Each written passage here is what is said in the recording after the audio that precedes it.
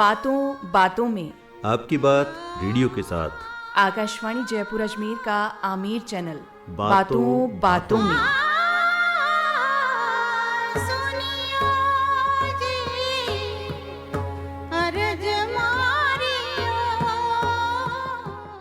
बातों बातों में कार्यक्रम सुनने वाले सभी श्रोताओं को हमारा नमस्कार।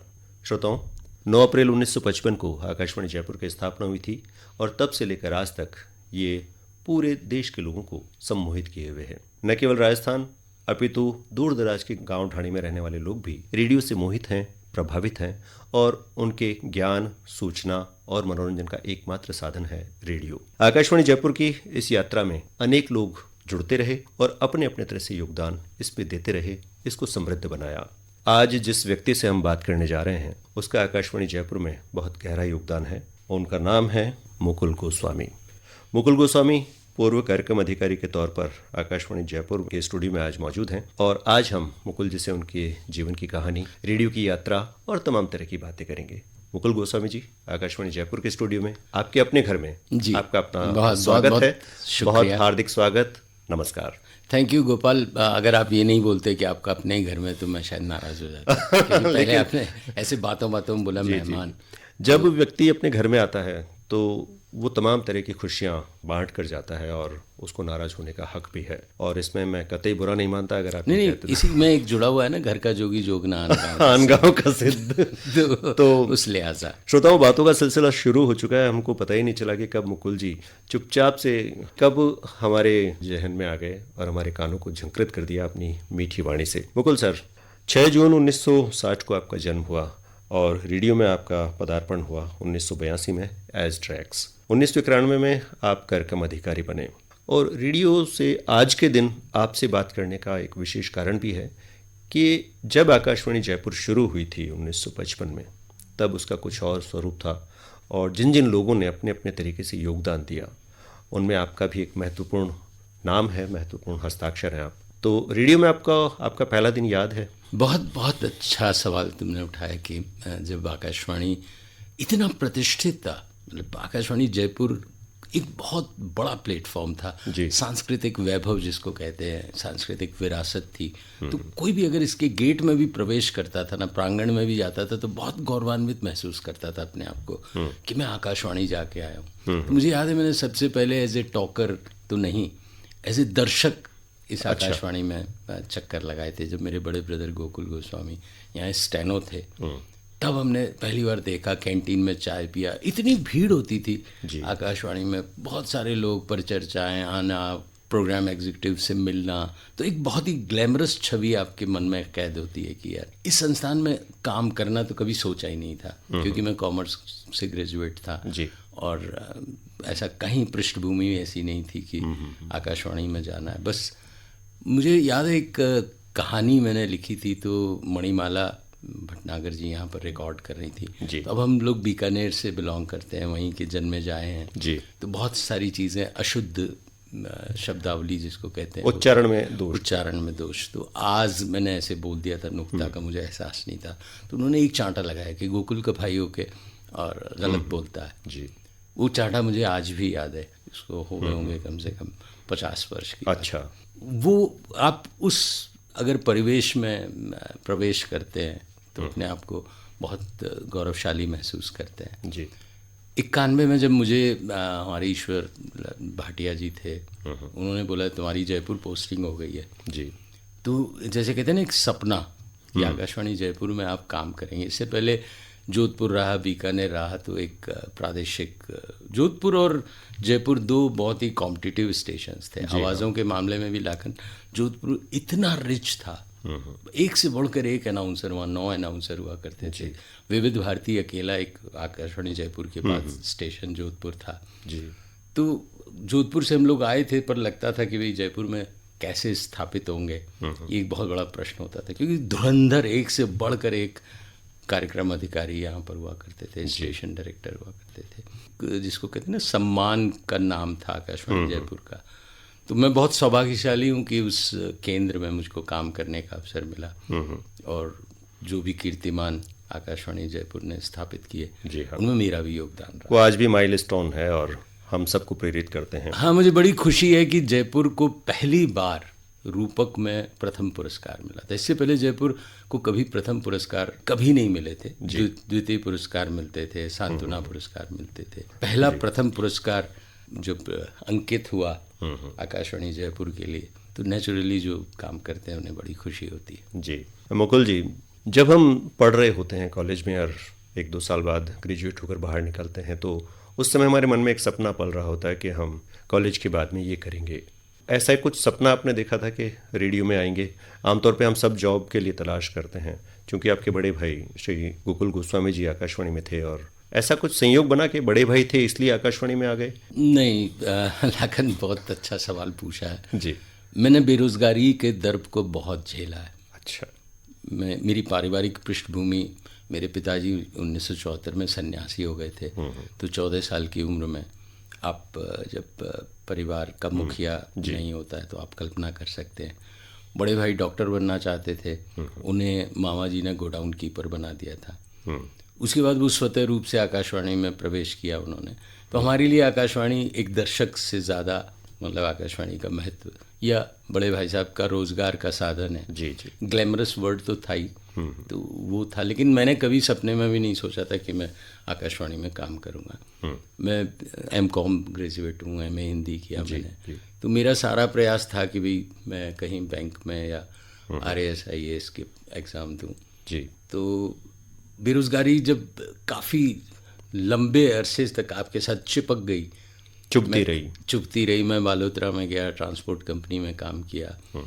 तो जीवन के बड़े कड़े अनुभव थे। मतलब एक लगता था कि कोई 2 वक्त की रोटी अश्योर कर दे कि यार आपको 2 वक्त का खाना मिल जाएगा, तो मेरे लिए वो भगवान है। उस मानसिक स्थिति में जॉब, कैजुअल अनाउंसर था मैं आकाशवाणी जोधपुर में। तो 25 रुपये मिलते थे, 6 ड्यूटियाँ मिलती थी, उन 150 रुपये में खूब शानदार। ये कौन से साल की बात है जब 79 अच्छा में मैं कैजुअल अनाउंसर हो गया था, बल्कि 78 में। तो उसके बाद से वो दौर चलता रहा। फिर वहाँ भी इसे संयोग मानिए कि एकदम से कुमार चटर्जी हमारे पैक्स थे, उन्होंने कहा नया पैनल आ रहा है और गोकुल तो जा रहा है सूरतगढ़, प्रमोशन हो गया उसका। अच्छा। तो अब तुम सूरतगढ़ जाओगे या क्या करोगे? तो मेरे लिए भविष्य एकदम प्रश्न चिन्ह बन गया था कि मैं क्या करूँगा, कहाँ रहूँगा। जोधपुर रहता हूँ तो 150 रुपये में आपको कुछ नहीं हो सकता। सो इस उधेड़बुन में था, तो मैं ट्रांसपोर्ट कंपनी में ज्वाइन कर लिया। वहाँ फिर एक दिन कैजुअल अनाउंसर की ड्यूटी में था, तो अशोक व्यास करके एक नए कार्यक्रम निष्पादक आए थे। तो उनके बैठने का जो तरीका था, वो IAS की तैयारी कर रहे थे। उनको जब मीटिंग में मंजुल साहब, मुरली मनोहर मंजुल हमारे सहायक केंद्र निदेशक थे, उन्होंने इंट्रोड्यूस किया कि भी नए ट्रैक्स आए हैं, और the way he was sitting मुझे इतना इंस्पायरिंग लगा। मैंने कहा यार ये जॉब कौन सा है? मेरे बड़े ब्रदर ड्यूटी ऑफिसर थे, लेकिन ट्रांसमिशन एग्जीक्यूटिव शब्द तब प्रचलित नहीं था। अच्छा। तो मुझे लगा ये कोई अलग जॉब है, ट्रांसमिशन एग्जीक्यूटिव, और इस तरीके से अगर ये बैठा है तो यार ये बहुत कोई इसमें ग्लैमर है, ग्लैमरस जॉब है। तो मैंने उनसे मित्रता की, दोस्ती की और पूछा। तो ही सेड कि मैंने स्टाफ सिलेक्शन कमीशन से इंटरव्यू दिया है, डायरेक्ट सेलेक्ट हुआ हूँ। तो और वो MA इकोनॉमिक्स में थे। तो मुझे लगा यार ये पोस्ट होनी चाहिए। तो उन्होंने ही मुझे गाइड किया कैसे इसकी पोस्ट निकल भरना है, करना है। मुकुल गोस्वामी जी, 1982 में जब आप रेडियो में आए थे, तब से लेकर आज तक बहुत चीज़ें बदल गई। और जैसा आपने कहा था कि फीचर बनाने में आपने स्पेशलिटी, एक विशेषज्ञता हासिल की, और आकाशवाणी जयपुर को पहली बार वार्षिक पुरस्कारों में प्रथम स्थान दिलवाया, प्रथम पुरस्कार मिला। और कई सारे आपके फीचर हैं जो आज भी हमारे लिए माइलस्टोन है रेडियो में काम करने वाले लोगों के लिए। एक रूपक था आपका सन्नाटों की वेदना, 1998 में आया था, 2nd अवार्ड इसको मिला था। फिर 1999 में इसको कांस्य पुरस्कार से भी नवाजा गया। अब और नहीं, कुछ डिफरेंट सब्जेक्ट आप लगातार चुनते रहे अपने फीचर्स के लिए। 1999 में इसको प्रथम पुरस्कार मिला था। और ऐसे बहुत सारे फीचर थे, जबकि ड्रामा भी एक विधा थी। यहाँ पर मैं अपने आम श्रोताओं के लिए ड्रामा में और फीचर में जो फ़र्क है, अमूमन हम महसूस नहीं कर पाते, आम सुनने वाला, कि ड्रामा क्या होता है और फीचर क्या होता है। देखिए, मूलभूत सैद्धांतिक रूप से आप कहें तो फीचर एक रूपक है, किसी विषय को आप विजुलाइज करते हैं, और नाटक किसी कहानी का नाट्य रूपांतरण है, नाटक की प्रस्तुतिकरण है। ये बहुत सीधे सीधे वो है, यानी नाटक में एक कहानी होना जरूरी है। हाँ, मतलब बिना कहानी आप क्या नाटक करेंगे? नाटक करने के लिए नाटक होना जरूरी है। जी। मैं पैक्स ड्रामा सेलेक्ट हुआ, मैं पैक्स स्पोर्ट्स सेलेक्ट हुआ, मैं पैक्स फीचर सेलेक्ट हुआ। रेडियो देखिए गोपाल, बहुत बड़ा मीडियम है। मीडियम इसलिए बड़ा है क्योंकि इसमें ना विजुलाइजेशन का पूरा मौका होता है श्रोता के पास। तो आप अगर इंटरव्यू भी दे रहे हैं तो भी मेरे फेस को लेके जो भी सुन रहा है वो एक चॉकलेटी इमेज कुछ ऐसी बना लेता है। तो आप कुछ बोल रहे हैं, कुछ बना रहे हैं, तो उसमें विजुलाइजेशन पार्ट कितना है, श्रोताओं के लिए स्कोप कितना है कि वो उसमें डूब सकें, खो सकें, अपनी कल्पनाओं की उड़ान भर सकें, वो बहुत इंपॉर्टेंट होता है। तो उस हिसाब से नाटक में क्या है कि सीमित स्कोप है, 2 कैरेक्टर हैं, बात कर रहे हैं, उस कहानी के इर्द गिर्द ही रहना है, घूमना है। फीचर में पूरा संसार है कि आप कहाँ से कहाँ ले जा सकते हैं। आप द्रौपदी से शुरू करते हैं, उसकी चीख से शुरू करके और एक नर्स की कराह तक ले आते हैं। तो इतनी सदियों की कहानी को आपने सेकंड्स में, एक बड़ा कैनवास है फीचर में जहाँ पर आप, तो ये मेरा थोड़ा सा प्रिय विषय रहा। मेरा वैसे प्रिय विषय ह्यूमर है, मुझे हास्य लिखना बहुत अच्छा लगता है, बोलना अच्छा लगता है। स्टैंड अप कॉमेडी हम लोग तब कर लेते थे रेडियो में, मैं कुलविंदर सिंह कंग प्रोग्राम किया करते थे बीकानेर से। तो डॉक्टर्स ने टाइम बदल लिया था अपना कि उनकी ओपीडी का टाइम चेंज करिए। क्यों? क्योंकि उनको ये चलते चलते प्रोग्राम सुनना है। आकाशवाणी इतना इम्पॉर्टेंट रोल अदा करता था लोगों के जीवन में, मैं ये बता रहा हूँ कि डॉक्टर्स कहें कि ऐसे करें। उसके बाद जो रेडियो को जीवन मिला वो फ़ोन इन है। फ़ोन इन आने से रेडियो में क्रांतिकारी परिवर्तन हुए। फ़ोन सेटअप से ब्रॉडकास्ट होना ये क्रांति थी। यूं क्रांति थी कि आप उससे पहले पोस्ट कार्ड से काम चलाते थे, कमरे भर जाते थे, इतने लोगों के पोस्ट कार्ड आया करते थे। लेकिन फ़ोन आने के बाद जो एक इंतज़ार की सीमा होती है कि आपने पोस्ट कार्ड डाला, अब आपका फरमाइश में नाम कब आएगा आपको पता नहीं है। 12 दिन बाद आए, 15 दिन बाद में आए, वो इंतज़ार ख़त्म हो गया और दर्शक या श्रोता एकदम थ्रिल्ड थे कि यार मैंने फ़ोन मिलाया और अब मेरी आवाज़ रेडियो पे आएगी। सो वो जो चार्म था उससे इतने लाखों दीवाने हो गए एंड आपकी रीच बढ़ गई। आप इस एक क्षण में चांदपुर में बैठे हुए ट्रैफिक का अपडेट दे सकते हैं, दूसरे क्षण में आप विदेश जा सकते हैं, बाहर के किसी खिलाड़ी से सीधी बातचीत कर सकते हैं। तो फ़ोन ने सारी सीमाएं, इससे पहले आपको याद हो तो हम लोग ओबी के लिए मेल्ट्रॉन रिकॉर्डर लेके जाया करते थे, कंधे में टांग के, फिर आके एडिट करते थे, फिर ब्रॉडकास्ट करते थे स्पूलों से। वो सारा युग बदल गया। आपने फ़ोन में सीधे बात की, प्रश्न किया, तो रेडियो में काम करने वालों के लिए बहुत आसान काम हो गया। वो एडिटिंग का झंझट खत्म हो गया, सीधा आपने ब्रॉडकास्ट शुरू कर दिया। तो प्रिपरेशन जो है वो आपको कागजी थोड़ी सी करनी पड़ती थी। पहले एडिटिंग बहुत ज़्यादा आपका वक्त लेती थी, महीनों लग जाते थे किसी अच्छे प्ले को बनाने में। जी, बहुत सारी बातें हैं मुकुल जी, और जिस तरह से आपने कहानी शुरू की है तो मैं समझता हूँ कि अभी हमारा रोमांचक सफ़र बहुत बाकी है। श्रोताओं, इस समय आप सुन रहे हैं कार्यक्रम बातों बातों में आकाशवाणी जयपुर अजमेर के आमेर चैनल से। मुकुल जी, आपके जीवन में थोड़े से ट्विस्ट रहे शुरू में। जैसा आपने कहा कि 2 जून की रोटी के लिए भी हमको ये देखना पड़ता था कि ऐसी कोई नौकरी मिल जाए तो मैं उसमें भी संतुष्ट हो जाऊंगा। कैजुअल अनाउंसर रहे आप आकाशवाणी में और ट्रांसपोर्ट कंपनी में भी काम किया। आपको क्या लगता है आपकी लाइफ का टर्निंग पॉइंट कहाँ से आपका जीवन बदला? बड़ा अच्छा सवाल पूछा है। मुझे संघर्ष ही याद था काफ़ी लंबे अरसे तक। दरअसल क्या है कि आदमी संतुष्ट अगर नहीं होता है तो वो बेचैन रहता है। मुझे ऐसा लगता था कि आकाशवाणी में सही हूँ, मैं सर्वोच्च अपना कर पा रहा हूँ।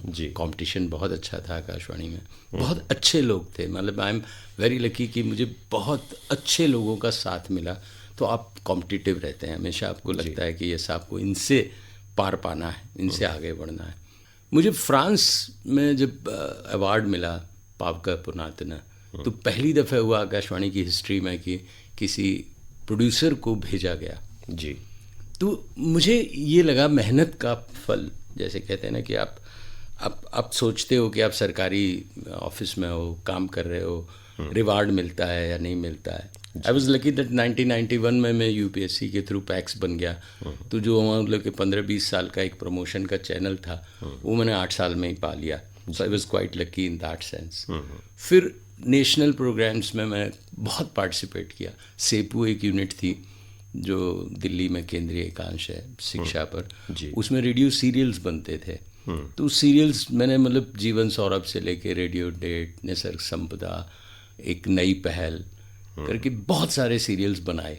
तो मुझे एक कमर्शियल काम करने का कि भाई प्रायोजित जो कार्यक्रम होते हैं उनमें क्या करना होता है वो एक्सपीरियंस हो गया।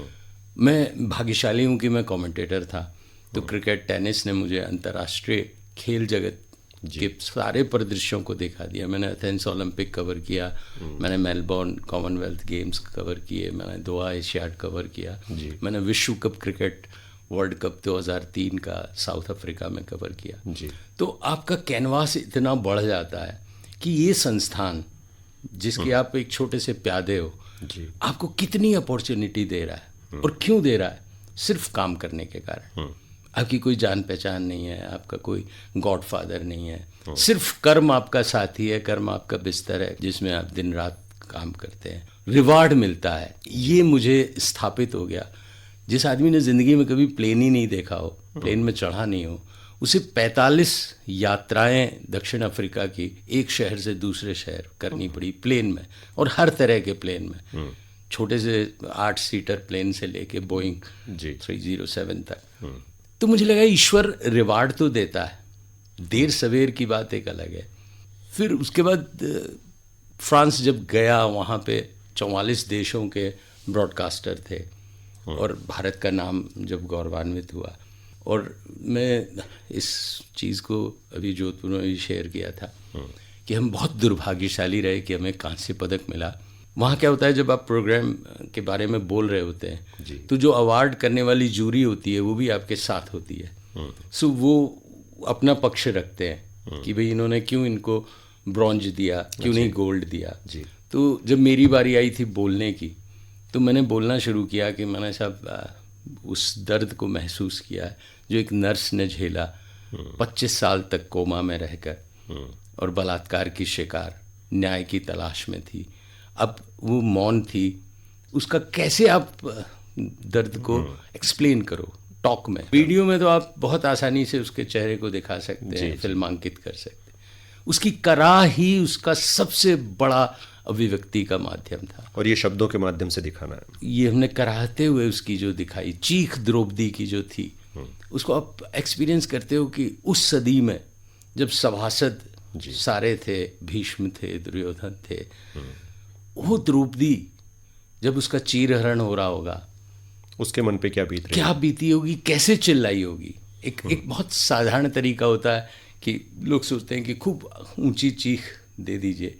एक नारी जिस लज्जा का जहाँ पे मतलब हरण हो रहा है, तो उसके हाथ दोनों उस किस पोजीशन में होंगे और फिर वो कैसे चिल्लाएगी, धिक्कार है, धिक्कार है। सो ये सब आउट ऑफ बॉक्स सोचने के बाद जब ये चीज़ें मैंने वहाँ बयां की, तो जूरी एकदम से, उसमें एक लेडी थी, तो वो भड़कते हुए आई, बोले what you say, these are recordings, actual recordings.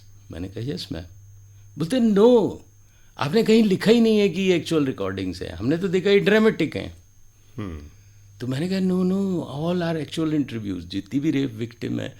और उसका सारा श्रेय जाता है भाई श्रीपाल शक्तावत को कि वो उस अभेद्य काम को कराते थे जो संभव लगता ही नहीं हो।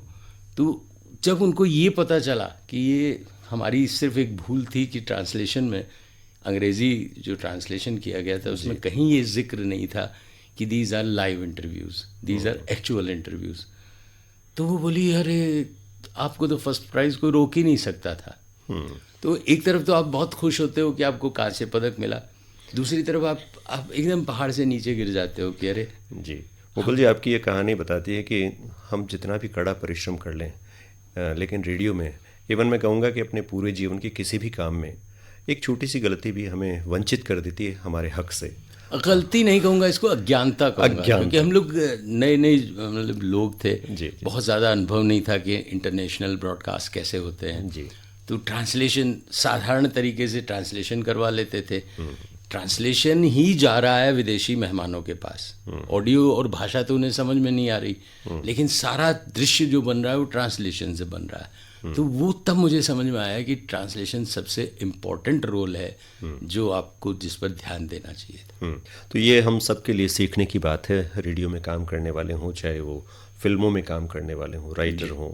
हमें अपनी छोटी छोटी भूलों से अपने कैरियर को आगे संवारना चाहिए। आपकी कहानी से हमको ये सीख मिलती है। बहुत सारी बातें हैं। मैं कुछ प्रोग्राम का एक स्पेशल प्रोग्राम जिसको प्रथम पुरस्कार मिला था साल 2000, सिफर से शिखर तक, ये एक रूपक आपने बनाया था जब तत्कालीन राष्ट्रपति, अमेरिकन राष्ट्रपति बिल क्लिंटन भारत आए थे और जयपुर में भी उनका एक विजिट था। वो केंद्र बिंदु विषय था, उसको ध्यान में रखकर आपने ये रूपक रचा। इसके अनुभव के बारे में हम सब जानने के उत्सुक हैं कि ये कितना कठिन रहा होगा उस समय 2000 में। अगर मैं ईमानदारी से कहूँ इतना सरल रहा होगा तो आपको विश्वास नहीं होगा। तो मैं बहुत ही खुश होऊंगा निश्चित तौर पर कि दरअसल क्या था कि आपकी ब्रांडिंग हो चुकी थी।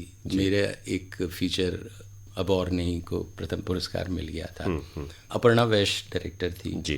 तो वो बहुत ही, मैं उनकी तारीफ करना चाहूँगा कि वो बहुत ही प्रोग्रेसिव माइंड की ऑफिसर थी।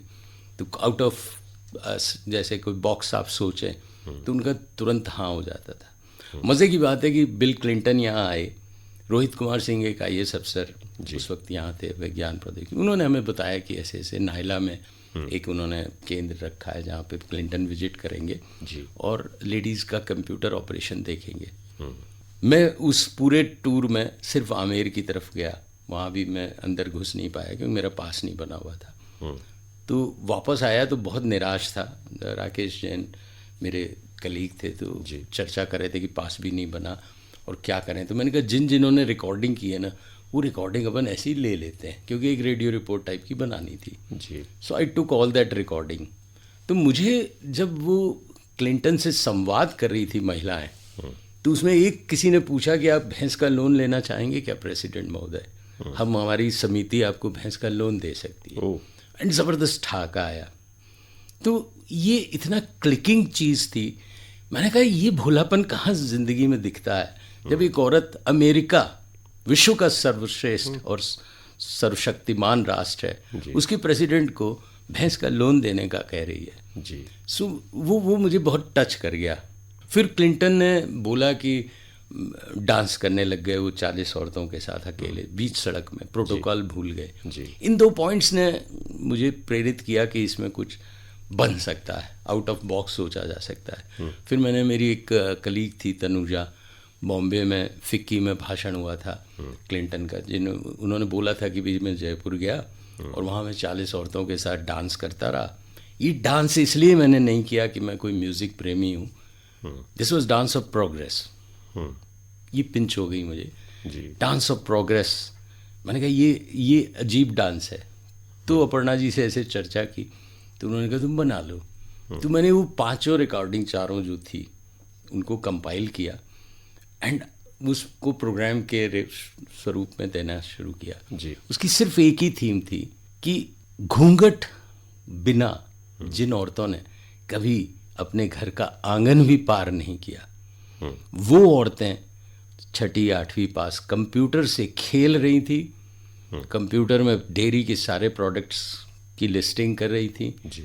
और बिल क्लिंटन से पूछ रही थी कि आपको लोन लेना है क्या। तो मैंने कहा जो कंप्यूटर चलाने के लिए अमेरिका में औरतों को ट्रेनिंग करनी पड़ती है, इंजीनियर होना पड़ता है, इन लोगों ने ऐसा अभिभूत किया क्लिंटन को कि भाई मैं तो सोचता था कंप्यूटर चलाने के लिए हमें मतलब IIT और बड़े बड़े डिग्रियों आधारी औरतों की ज़रूरत होगी।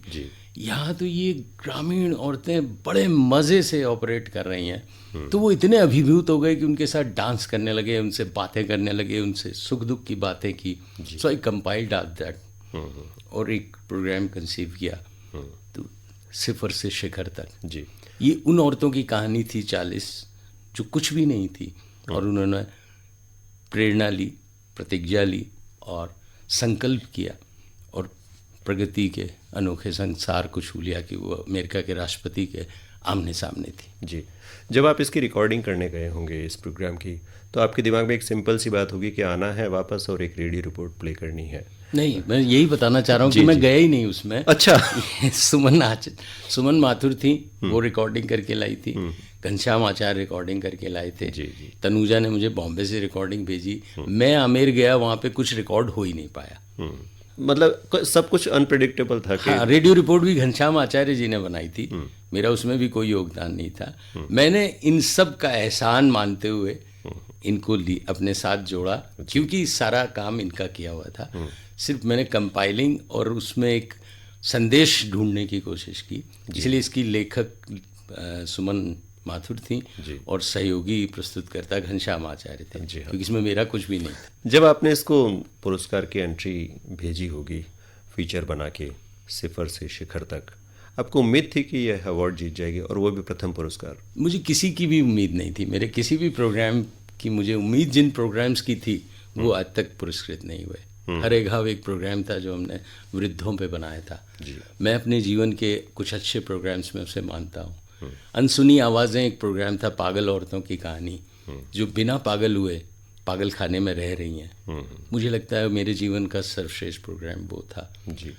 एक नाटक था अश्वपुरुष, एक नाटक था जिसमें ये नंदलाल शर्मा ने बहुत अच्छा काम किया था। अमित लालसा, विजयदान देथा जी की कहानी थी। इनको कहीं भी पुरस्कार नहीं मिला। जी। तो अगर आप सोच के चलते हो कि ये ऐसा होगा तो वो नहीं होता है। लेकिन जिनको मिला वो इसलिए मिला क्योंकि वो लीक से हट के कुछ प्रोग्राम। जी मुकुल जी, बातें बहुत हमारी इस प्रोग्राम में, आपकी इंटरेस्टिंग कहानी हम सब लोग सुन रहे हैं और हम बिल्कुल अचंभित हैं कि जिन चीज़ों के बारे में हम सोचते नहीं वो हमें जब अनायास मिल जाती है तब जो खुशी हमारे भीतर से निकलती है उसका वर्णन हम शायद शब्दों में भी नहीं कर सकते। श्रोताओं, इस समय आप सुन रहे हैं कार्यक्रम बातों बातों में आकाशवाणी जयपुर अजमेर के आमेर चैनल से। आज हमारे साथ हैं आकाशवाणी जयपुर के पूर्व कार्यक्रम अधिकारी श्री मुकुल गोस्वामी।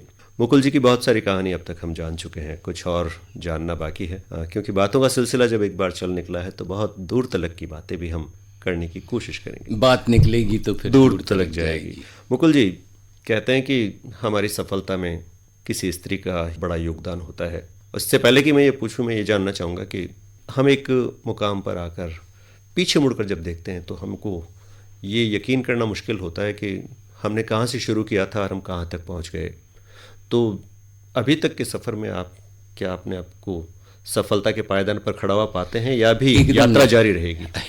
एकदम मैं ज़ीरो से शुरू किया था, ज़ीरो में हूँ अभी भी। बहुत सारी चीज़ें, मेरे सपने अभी भी बहुत सारे हैं जो पूरे होने बाकी हैं, इसलिए मैं ये तो कह ही नहीं सकता। लेकिन आपने जो पूछना चाहा था वो मैं बता देता हूँ कि हर सफल पुरुष के पीछे एक स्त्री होती है जो उसे बराबर एहसास दिलाती रहती है कि वो संसार का सबसे असफल आदमी है। आपकी प्रगति यहीं से शुरू होती है, यहीं से खत्म होती है। जब हमें ये एहसास हो जाता है तो इस मायने में भी हमें उनका शुक्रिया अदा करना चाहिए कि आप हमें लगातार हमारी उन कमियों को बताते रहे, हम उनमें सुधार करने का प्रयास करते रहे। मुझे लगता है कि मेरा जीवन दूसरों की मेहरबानी से ही बना हुआ है, मेरा उसमें कुछ भी नहीं है।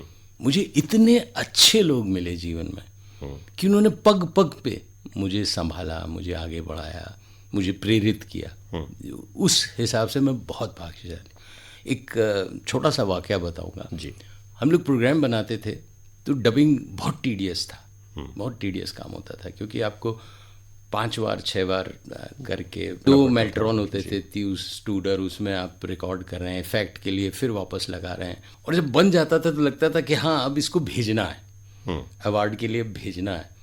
इस बीच मेरे साथी तो वो आके कहते बहुत बेकार प्रोग्राम है, इसमें ये नहीं है, इसमें ये नहीं है, इसमें ये नहीं है।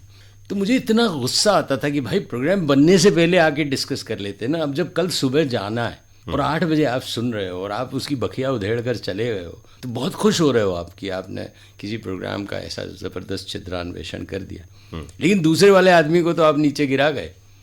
फिर मैं रात को वापस उसकी एडिटिंग करता, डबिंग करता, 12 साढ़े 12 बजे फिर पर्सनली हमारे एक आरिफ मोहम्मद खान जी थे, उनको भेजता कि भैया तुम दिल्ली पर्सनल जाके दे के आओ, क्योंकि एंट्री का टाइम निकल गया है। तो इस ऐसा मतलब बहुत सारे लोग हैं जिन्होंने जीवन में पग पग पर, कपूर चंद कुलिश जी थे, उनके जीवन से इतनी प्रेरणा मिली। बोले आप कुछ भी नहीं हो और आप सब कुछ हो सकते हो। जी।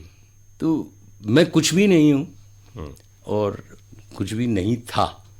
यानी आपकी सफलता में बहुत सारे लोग हैं। बहुत सारे लोगों का, जिसमें परिवार तो सबसे पहले खड़ा है। जी। मेरी 2 पुत्रियां हैं जी। वो उन्होंने बहुत मुझे आगे बढ़ने में प्रेरणा दी। मुकुल जी, एक निर्णय आपने किया था, अचानक रेडियो छोड़ने का मन आपका हो गया, और उस समय आपके मन में क्या चल रहा था ये कोई नहीं जान पाया। जी। तो उस निर्णय से आप कितने बाद में आपको लगा कि गलत हो गया या सही हो गया? आप जब एक बार डिसीजन कर लेते हैं तो कि वो माइलस्टोन है, नहीं मैं इससे पीछे नहीं हटूंगा। जीवन में गोपाल पहली दफ़े मैं ये इस चीज़ का बयां कर रहा हूँ। मैंने रेडियो प्यार से नहीं छोड़ा। मैंने बहुत परेशान होकर रेडियो छोड़ा। परेशान इन द सेंस कि आप 91 में पैक्स हो गए थे। जब हम यूपीएससी गए थे तो बहुत बड़े आश्वासन दिए गए थे कि हर 5 साल में आपका प्रमोशन हो जाएगा, IBPS हो जाएंगे, और ऐसा कुछ भी नहीं हुआ। तो मुझे बहुत क्षोभ था इस चीज़ का। सिस्टम से मुझे लग रहा था कि बेसिक पे मेरी 12,000 में ब्लॉक हो गई है, मैं फ़्लाइट के लिए एंटाइटल नहीं हूँ, तब तक 6 पे कमीशन आया नहीं था, रेडियो बाहर के आने लग गए थे। तो मुझे थोड़ी सी व्यथा होती थी कि भाई हमारा सिस्टम सुधर क्यों नहीं रहा। फिर आपको किसी भी क्षण, आप कितने ही प्रतिभाशाली हो, कितने ही योग्य हो, आपका ट्रांसफ़र तेजपुर हो जाएगा, दीसू हो जाएगा। तो इन सारी व्यवस्थाओं से मेरा विद्रोह चलता रहता था। वो एक कमेंट्री के लिए जाना था मुझे चेन्नई से कोलकाता। जी। तो मेरे साथी थे पैक्स, वो हॉस्पिटलिटी ऑफिसर थे दिल्ली में, तो उन्हें फ़्लाइट मिल गई और मैं ट्रेन से 36 घंटे चेन्नई पहुंचा, फिर वहाँ से 36 घंटे कोलकाता पहुंचा, फिर 42 घंटे में यहाँ आया। उस दिन मैंने सोच लिया था कि ये सिस्टम, एक 2 पैक्स हैं और एक के लिए अलग क्यों। तो मुझे लगा कि इस व्यवस्था में रहने से फिर कोई फ़ायदा नहीं है। 26-27 हज़ार रुपये तनख्वाह मिलती थी जब मैंने 2007 में रेडियो से रिज़ाइन किया। तो एक पैक्स की 27 हज़ार तनख्वाह थी और छोटा सा एक नया बच्चा सॉफ्टवेयर इंजीनियर लगता था। 75,000 80,000 कॉर्पोरेट में ज़्यादा आकर्षण था। मुकुल जी, यहाँ पर एक थोड़ा सा हम चेंज करना चाहेंगे विषय को, और अक्सर हम एक सवाल सुनते हैं रेडियो श्रोताओं से, आम जनता से, कि आजकल रेडियो सुनता कौन है। और ये बात सुनकर रेडियो में काम कर रहे लोगों को, रेडियो प्रेमियों को बड़ी व्यथा होती है। आपका क्या मानना है कि रेडियो का दौर, विशेषकर सरकारी सिस्टम में आकाशवाणी, लोग कम सुन रहे हैं या इसकी लोकप्रियता बढ़ी है नए फॉर्मेट में FM आने के बाद में? आपका क्या अनुभव है? बहुत बहुत गहरा सवाल पूछा। बहुत आभार तुम्हारा कि इतने अच्छे प्रश्न को तुमने इस विषय में शामिल किया। एक रेडियो क्या है? संवाद, कम्युनिकेशन का एक माध्यम है जी। जो एजुकेट भी करता है, एंटरटेन भी करता है, कम्युनिकेट भी करता है। अब ये अगर सिर्फ मुझ तक सीमित हो जाए, जैसे अभी आप और मैं बात कर रहे हैं जी, यही फ़ोन इन के माध्यम से अगर पूरी जनता से मुखातिब होते हुए बात हो रहे हैं और आपके बजाय पब्लिक मुझसे प्रश्न पूछ रही है, तो कम से कम 200-250 लोग जुड़ेंगे। सो 250 लिसनर्स को अलग हटाते हुए जब हम इस तरह के उसमें आ गए तो हमने अपने आप को ख़त्म करने की तैयारी कर ली। ये चाहे प्राइवेट FM हो, चाहे रेडियो हो, हमने अन्वेषण करना बंद कर दिया। हमने नित नई चीज़ें खोजना बंद कर दिए, नए फॉर्मेट पे काम करना शुरू नहीं किया। नाटक, सिर्फ नाटक ही क्यों, नाटक हर तरह से हो सकते हैं। बिना स्क्रिप्ट के भी हमने नाटक करने की कोशिश की। तो आप आउट ऑफ बॉक्स सोचिए, आपको निश्चित रूप से सफलता मिलेगी। आप जब एक दायरे में कैद करके निराश हताश होकर सिमट जाएंगे तो फिर निराशा आप पर हावी हो जाएगी। तो अभी भी मेरा दावा है कि ये बहुत बढ़िया माध्यम है। इसमें सिर्फ जो व्यक्तिगत मैं है, मैं से मेरा आशय एंकर से है, मैं से मेरा आशय प्रोग्राम ऑफिसर से है जी। मैं की जगह दूसरों के मैं को जब हम शामिल करना शुरू कर देंगे तो इसकी सफलता में कोई संदेह ही नहीं है। जब यानी मैं से हम हो जाएं और ज़्यादा से ज़्यादा पब्लिक का पार्टिसिपेशन इसमें शुरू हो। नाटक है तो बीच नाटक को रोक के आप पब्लिक से थॉट्स मांगिए, इसका एंड क्या होना चाहिए जी। सो इंटरेक्टिव मोड जब तक नहीं होगा, वन वे फॉर्मेट कभी नहीं चल सकता। आज प्राइवेट FM भी इसीलिए डूब रहे हैं क्योंकि वो बक बक बक बक सिर्फ RJ की बक बक हो रही है। पहले पब्लिक पार्टिसिपेशन बहुत था, तो वो पार्टिसिपेशन वापस लौटाना पड़ेगा। आप गाँव में जाते थे, वो भी करते थे, तो हज़ारों लोगों से मिलते थे, फिर वो इंतज़ार करते थे कि मेरे गाँव की बातें अब आएंगी रेडियो में। वो सब खत्म हो रहा। लोगों से जुड़ाव, सीधा जुड़ाव कम हो गया। सीधा संवाद जारी रखना पड़ेगा। आपको क्या लगता है कि रेडियो में, चाहे वो प्राइवेट चैनल हो चाहे सरकारी आकाशवाणी, कंटेंट की कमी लगती है? हमारे प्रोग्राम्स उतने पॉपुलर नहीं हो पाते, और जो आप बार बार कह रहे हैं कि फ़ोन इन एक ऐसा माध्यम है जिसके माध्यम से हम लोगों से सीधा जुड़ सकते हैं, तो क्या किया जाना चाहिए कि प्रोग्राम पॉपुलर भी हो और रेडियो की विश्वसनीयता भी बनी रहे? गोपाल, सबसे बड़ी बात है कंटेंट बहुत इंपॉर्टेंट है, इसमें कोई शक ही नहीं है, लेकिन आप यूटिलिटी में हो कि नहीं हो। पहले रेडियो लोग क्यों सुनते थे? रेलवे की समय सारणी इसी में आती थी, कृषकों का पूरा प्रोग्राम होता था, सो नॉलेज मिलती थी आपको कहीं ना कहीं। सो वो नॉलेज आदमी आज यूट्यूब में क्या ढूंढता रहता है? एंटरटेनमेंट ढूंढता रहता है, नॉलेज ढूंढता रहता है, हर घर देखता रहता है। आप क्या दे रहे हो? कुछ आप सिखा रहे हो? कुछ सिखाने मतलब टीचिंग नहीं, प्रीचिंग नहीं, आप शेयरिंग करिए। सो आप जैसे ही कोई अच्छी चीज़ व्हाट्सएप में दिखती है तुरंत शेयर कर देते हैं। सो क्या रेडियो में बोला हुआ कोई प्रोग्राम, कोई ऐसा है जिसको पब्लिक तुरंत शेयर करना चाहे? सो अगर ऐसा नहीं है तो आप अपने दौर को सीमित कर रहे हैं। तो कंटेंट के लिए रिसर्च चाहिए होती है, कंटेंट के लिए आपको पब्लिक क्या चाहती है ये जानने की इच्छा होनी चाहिए थी। हमारा दुर्भाग्य है कि कार्यक्रम अधिकारी जो सोचता था वही बाइबल होती थी, वही गीता होती थी।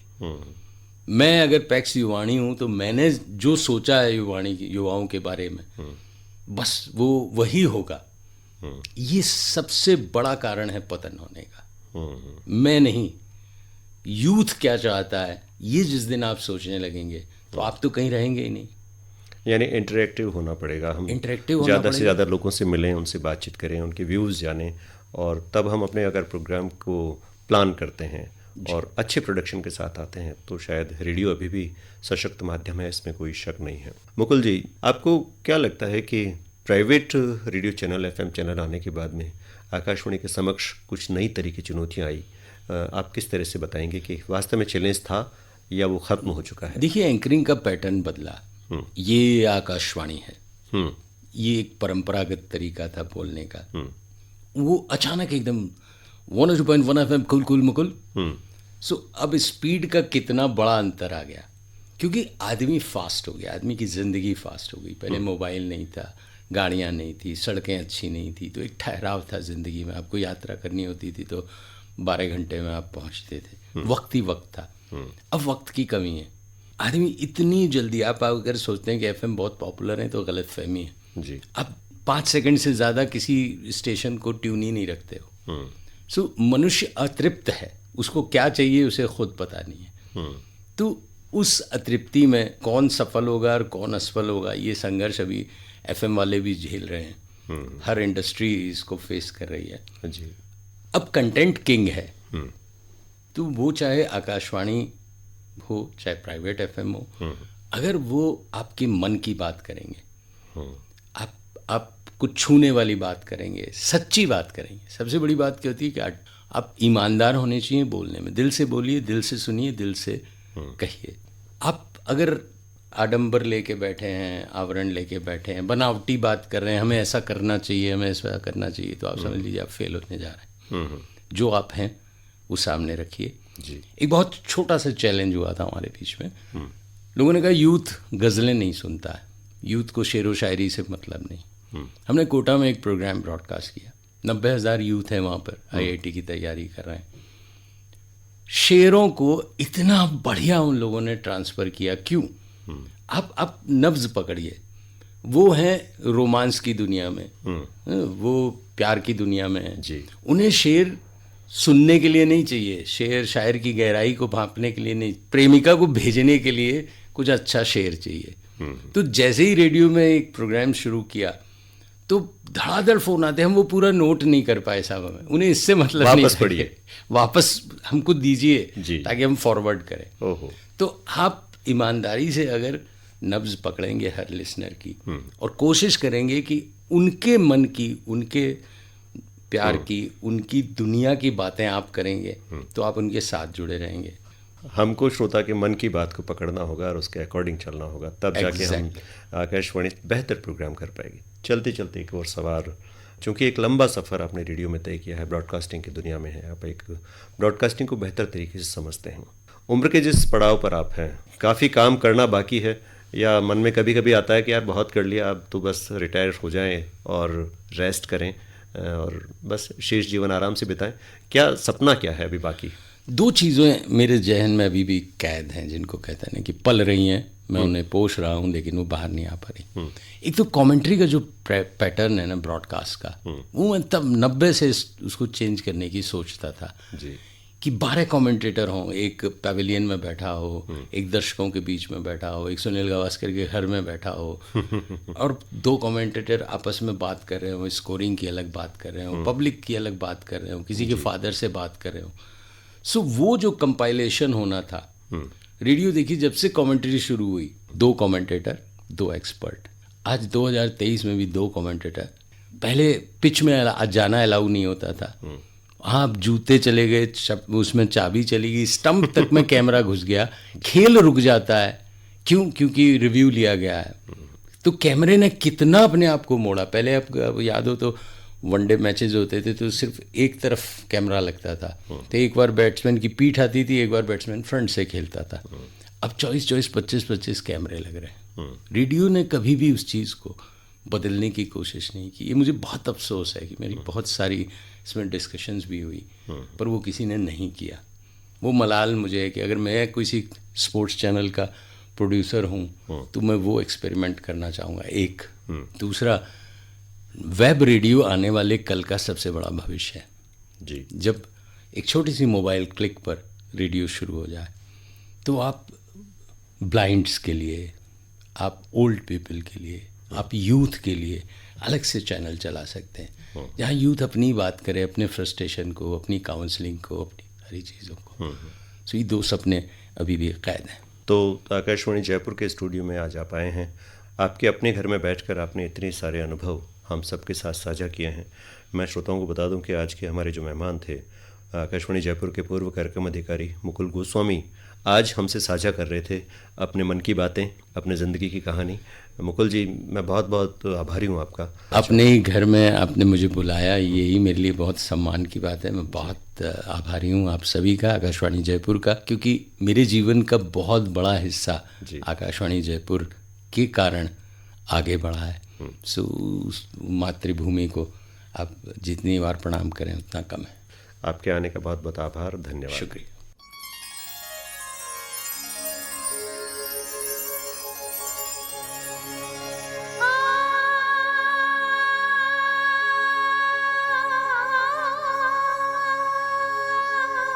बातों बातों में आपकी बात रेडियो के साथ आकाशवाणी जयपुर अजमेर का आमिर चैनल बातों बातों में।